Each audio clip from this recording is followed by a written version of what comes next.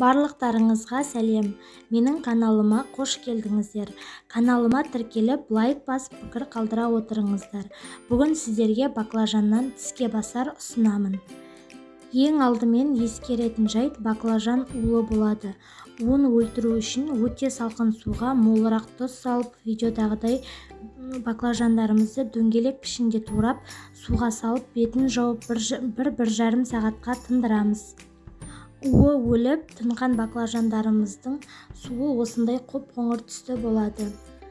Жұмыртқамызға малып, екі жағын қызарғанша қуырып аламыз. Помидорларымызды да дөңгелек пішінде турап аламыз. 2 ас қасық майонезбен 1 тісте сарымсақты үккіштен өткізіп, араластырып, помидорымыз бен баклажандарымыздың ортасына жағып біріктіреміз. Осымен тіске басарымыз дайын, астарыңыз дәмді болсын. Сіздер де отбасыларыңызға жасап ұсынсаңыздар болады.